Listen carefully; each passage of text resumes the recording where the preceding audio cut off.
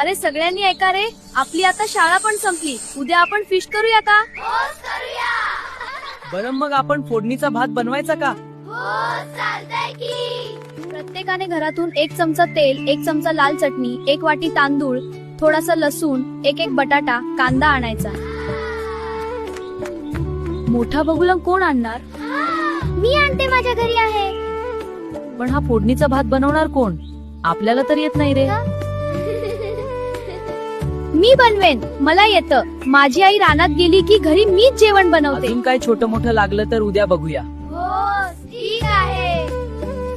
अजून ऐका रे, उद्या सकाळी 9 वाजता आपण इथेच जमूया. ठीक आहे. अरे उशीर करू नकोस बरं का? सगळं सामान आणायला विसरू नका.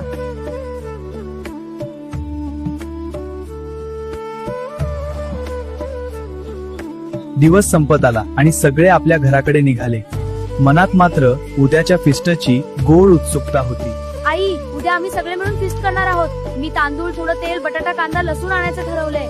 जे पाहिजे ते घेऊन जा. आणि नीट सांभाळून जा. आई, उद्या आम्ही सगळे मिळून फिस्ट करणार आहोत. बाळा, तांदूळ आणि तेल तर संपलंय रे. घरात बाकीचं जे काही आहे ना, तेही खूप थोडं आहे. त्यातलंच थोडंसं घेऊन जा. हो आई. आई, उद्या आम्ही सगळे मिळून फिस्ट करणार आहोत. काही फिस्ट बिस्ट नाही करायची. घरातली कामं कर आधी. हो आई, सगळे उद्या फिस्ट करणार. माझ्याकडे काहीच नाही, मी कशी जाऊ?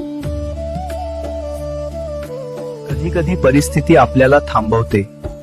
मनात खूप इच्छा असते, पण हातात काहीच नसतं.